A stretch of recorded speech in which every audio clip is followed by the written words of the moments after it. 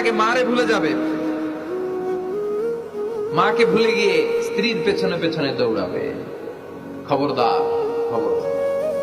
আপনি নামাজি হতে পারেন, মুসল্লি হতে পারেন, হাজী সাহেব হতে পারেন, কিন্তু মা যদি বদদোয়া দেয় আপনার সব শেষ, দুনিয়াও শেষ, আখিরাতও শেষ। মায়ের মর্যাদা বাবার চেয়ে 3 গুণ বেশি।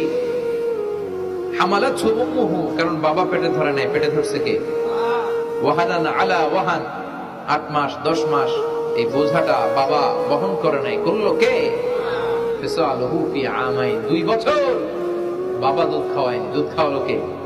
মায়ের এক ধার দুধের দাম কাটিয়া গায়ের চাম, পাপস বানাইলে ঋণের শোধ হবে না, এমন দরদি ভাবে কেউ হবে না আমার মা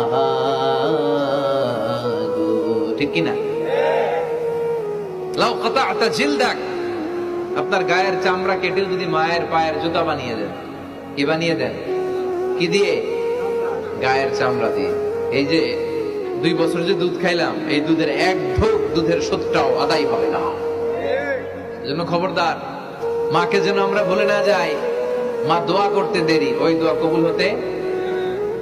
আমরা ছোটবেলায় যে কত কষ্ট দিয়েছি, সবচেয়ে বেশি কষ্ট যখন দিয়েছি মাকে, ওই স্মৃতিগুলো আমাদের মনে পড়ে না। আপনার বয়স যখন 1 বছর, আপনি স্মৃতি হাতড়ে এত দূর যেতে পারবেন? 1 বছর বয়সে কি কি কষ্ট দিয়েছিলেন মনে আছে? মানুষের বয়স যখন 2, 3, 4 হয়, 4-5 বছর বয়সে, তখন তার কথাগুলো খেয়াল থাকে। কিন্তু সবচেয়ে কষ্ট কিন্তু মাকে বাবাকে আমরা দিয়েছিলাম যখন আমাদের বয়স 1-2 বছর ছিল। আর মায়ের পেটের ভিতরে যখন ছিলাম তখনও কষ্ট দিয়েছি কি দেই নাই? এক একটা লাথি যখন মেরেছি আমার মা বেহুশ হয়ে যেত। আমাকে আপনাকে জন্ম দিতে যে আপনাদের মা কতটা কষ্ট করেছেন খেয়াল করে শুনুন। চিকিৎসা বিজ্ঞানীরা বলে একজন সুস্থ মানুষ 45 ইউনিট পেইন, মানে ব্যথা, একসাথে সহ্য করতে পারে। ব্যথার তীব্রতা, সিভিয়ারনেস যদি এর চেয়ে বেড়ে যায়, হয়তো লোকটা বেহুশ হয়ে যাবে, না হয় মরে যাবে। কিন্তু আমার আর আপনার মা আমাকে আর আপনাকে জন্ম দিতে যে ওই ডেলিভারি যখন দিয়েছিল, 57 প্লাস 57 ইউনিটেরও বেশি ব্যথা তিনি সহ্য করেছিলেন। যেটা কোনো অ্যাক্সিডেন্টে আমাদের দেহে প্রত্যেকের 206টা হাড্ডি, কোন সড়ক দুর্ঘটনায় আপনার দেহের 20টা হাড্ডি একসাথে টাস টাস করে ভেঙে গেলে যত ব্যথা, তার চেয়েও বেশি ব্যথা। জন্য খবরদার, খবরদার, মাকে যেন আমরা ভুলে না যাই।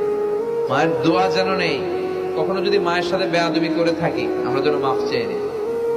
রাজি আছি তো যুবকেরা? রাজি আছি সবাই? আমরা সবাই মায়ের দোয়া নিব। মায়ের দোয়া ছাড়া কেউ জীবনে সফল হতে পারে